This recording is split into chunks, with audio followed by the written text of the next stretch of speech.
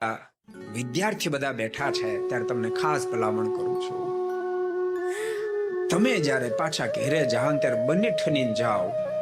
કદાચ વાળને રિપેર કરીને જાઓ, ગમે તેવા બંને ઠનીને જાઓ તો તમારા માતા પિતા રાજી નહીં થાય, પણ તમે સારામાં સારા પર્સન્ટેજ પાસ થઈને જાશો ને તો તમારા માતા પિતાની છાતી ગજગજ ફૂલશે. બધા વિદ્યાર્થીને કહું છું, તનતોડ મહેનત કરીને ખૂબ ભણજો, માથા પછાડીને ભણી લેજો. બહુ સાચું કહું છું, આમાં બેઠેલા કોઈ વિદ્યાર્થી કરોડપતિ બાપના દીકરા નથી, બધા મધ્યમ સ્થિતિ ધરાવનારા છો.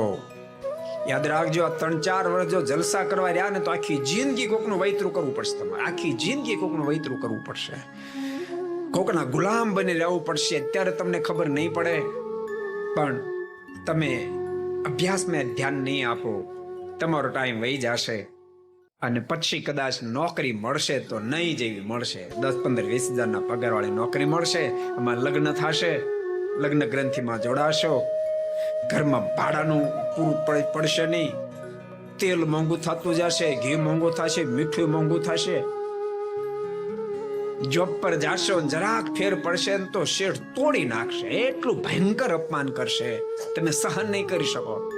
પણ મજબૂરી હશે તેમ છતાં ત્યાં જ નોકરી કરવી પડશે, કારણ કે બીજા નોકરી કરવાનો ચાન્સ નહીં હોય, કારણ કે તમે એવું એજ્યુકેશન પ્રાપ્ત નથી કર્યું કે તમારી રાહ કંપનીઓ જોવે, એવું તમે એજ્યુકેશન પ્રાપ્ત નથી કર્યું.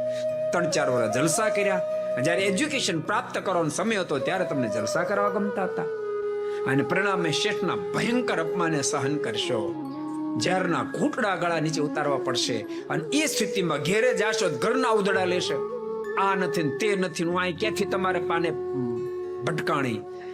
આખી જિંદગી ભયંકર અપમાનની સાથે તમારે જિંદગી વ્યતીત કરવી પડશે. આ શબ્દોને હૃદયમાં કોતરી લેજો. જો તમારે સુખી થવું હોય તો 3-4 વર્ષ સુખને ભૂલી જાઓ, રાત દાડો દાખલો કરીને ખૂબ અભ્યાસ કરો, ખૂબ અભ્યાસ કરો, ખૂબ અનુસંધાન રાખીને અભ્યાસ કરો. મુક્ત છો ભાવથી અભ્યાસ કરજો, બહુ સરળતાથી તમે સફળ થઈ શકશો. અને યાદ રાખજો, 3-4 વર્ષ કદાચ સુખનો તમે ત્યાગ કરશો તો આખી જિંદગી સુખે તમે જીવી શકશો.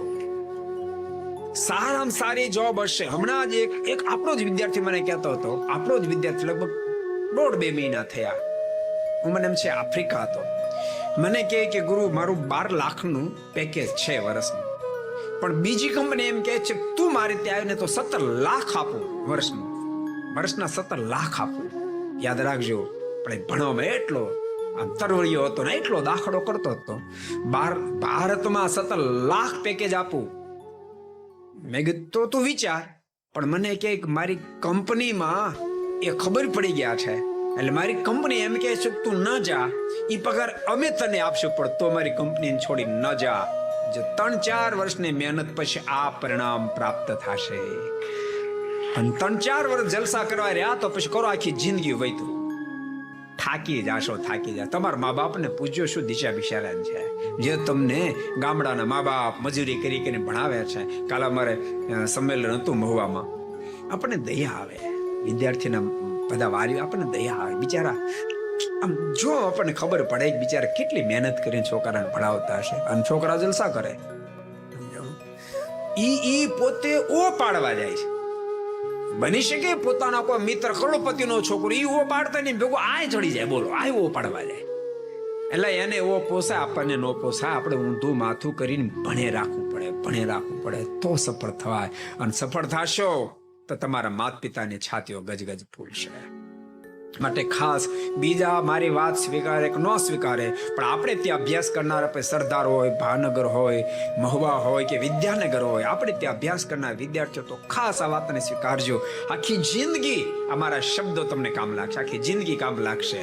જ્યારે તમારું સન્માન થતું હશે, જ્યાં તમે જાઓ ત્યાં તમારું સન્માન જળવાતું હશે, તે દિવસે તમને આ શબ્દો યાદ આવશે કે અમને ગુરુએ કહ્યું તો ને મેં કર્યું, એના પરિણામે આજે અમે સુખી થયા. અને જો તમે નહીં સ્વીકારો, મારા શબ્દ નહીં સ્વીકારો, ભયંકર તમારું અપમાન થતું હશે, સહન ન કરી શકો એવું અપમાન થતું હશે, પણ બીજો રસ્તો નહીં હોય, તે દાડે પણ તમને પારાવાર પશ્ચાતાપ થશે કે આપણને ગુરુશ્રી કહેતા હતા, પણ આપણે વાતને એક્સેપ્ટ ન કરી, પરિણામે આ જિંદગી પર્યંત ગુલામ રહેવાનો વારો આવ્યો. માટે બધા વિદ્યાર્થીઓને કહું છું, માથા પછાડીને ભણજો. તમારા માતા પિતા કેટલો દાખલો કરે, તમારી ફીઓ ભરવા માટે કેટલો દાખલો કરી તમને ભણાવે છે. તો તમારી પરમ ફરજ આવે, તમારે બરાબર ભણવું જોઈએ. પેટે પાટા બાંધીને બિચારા ક્યારેક લીલોતરી શાક નહીં ખાતા હોય, 2 વર્ષ સુધીનો આ કપડા નહીં સીવડાવતા હોય, તમને ભણાવે છે.